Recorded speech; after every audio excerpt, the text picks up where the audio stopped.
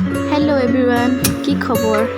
আজি আপোনালোকৰ ওচৰলৈ লৈ আহিছোঁ বাঁহ গাজৰ সৈতে মাছ বইল আৰু বনাম তিলৰ লগত মাছৰ গ্ৰেভি।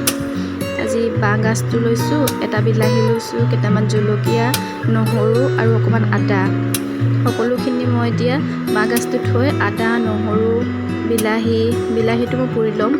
পুৰিবলৈ মই সুবিধা নাই কাৰণে মই কেৰাহীখন লৈছোঁ, কেৰাহীখন গৰম কৰি লৈছোঁ। গৰম কৰি লৈ তাতে আদা, নহৰু আৰু জলকীয়াখিনি ধুনীয়াকৈ ভাজি ল'ম, পুৰা লখীয়া কৰি ল'ম সেইটো। ইফালে বিলাহীটো পুৰি লৈছোঁ।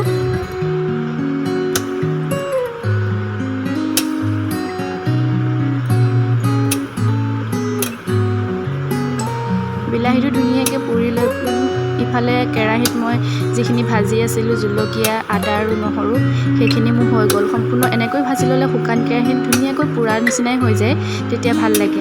ইফালে মই কেৰাহীৰ পৰা সেইখিনি নমাই ল'লোঁ, নমাই লৈ কেৰাহীখন মই ধুনীয়াকৈ গৰম হ'ব দিলোঁ। গৰম কৰি লৈ পেলাই এতিয়া কেৰাহীখনত মই কোনো তেল নিদিওঁ, শুকান কেৰাহীখনতে মই মাছ কেইপিচ দি দিম। যিহেতু আমি তিনিজনে খাম, তিনিজনৰ জোখত মই তিনি পিচ মাছ দি দিছোঁ শুকান কেৰাহীত। অকণো তেল ব্যৱহাৰ কৰা নাই, অকণমান নিমখ সানি লৈছোঁ। নিমখ সানি লৈ কেৰাহীত দি ধুনীয়াকৈ অকণমান পানী দি উতলিবলৈ দিম। ইফালে মই মাছখিনি ফ্ৰাই কৰি ল'ম, মাছখিনি ধুনীয়াকৈ ফ্ৰাই কৰি ল'ম। ইফালে মই যিখিনি বইল কৰিম মাছৰখিনি, সেইখিনি উতলিবলৈ আৰম্ভ কৰিছে। ইফালে মই যিখিনি ভাজি লৈছিলোঁ জলকীয়া, আদা, নহৰু, ধুনীয়াকৈ সেইখিনি মই খুন্দনাত বিলাহীটোৰ সৈতে চাফা কৰি খুন্দনাত খুন্দি ল'ম। খুন্দনাত খুন্দি ল'লে বিৰাট ভাল লাগে। ইফালে উতলি থাকোঁতে সেই যিখিনি মই খুন্দনাত খুন্দি লৈছিলোঁ আদা, নহৰু, বিলাহী, জলকীয়া, সেইখিনি মই উতলি থাকোঁতে তাতে মাছখিনিতে দি দিম। মাছখিনি ধুনীয়াকৈ দি দিয়াৰ পিছত চাব আপোনালোকে কি ধুনীয়া এটা গোন্ধ ওলাব তাৰ পৰা। কালাৰটো বহুত ধুনীয়া হৈ যায়, যিহেতু পুৰি পেলাই দিয়া হয়। পুৰি পেলাই দিয়াৰ পিছত সেইটো উতলি থাকোঁতে দিলে যে বিৰাটেই ভাল লাগে খাই। ইফালে মই যিখিনি বাঁহ গাজ থৈছিলোঁ, বাঁহ গাজখিনি মই এচামুচ দিম। এচামুচ বাঁহ গাজ উতলি থাকোঁতে তাতে মই দি দিম মাছখিনি।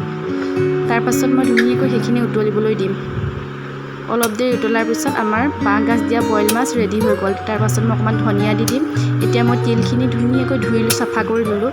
তিলখিনি মই মিক্সিত পিচি নহয়, মই পটাত পিচিম, যিহেতু পটাত পিচিলে খাই বেছি ভাল লাগে।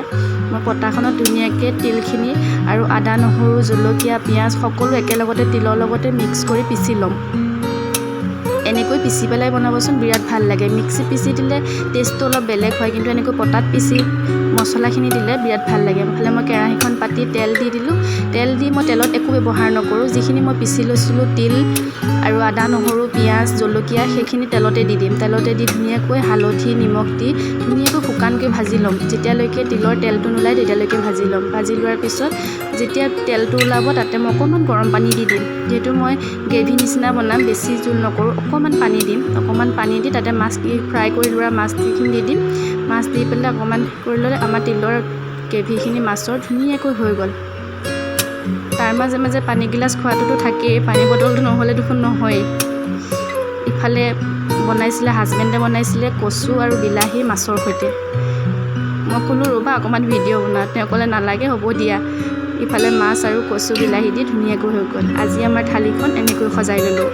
ইফালে ভাত, নেমু দি দিছোঁ, ইফালে ফ্ৰাই মাছ আছে, এয়া কচু আৰু মাছৰ জোল, বিলাহী দি ধুনীয়াকৈ, এইটো ধুনীয়াকৈ তিল দি বনোৱা মাছৰ গ্ৰেভি, ইফালে দালি, আৰু এয়া হৈছে আমাৰ বাঁহ গাজ দিয়া মাছৰ বইল।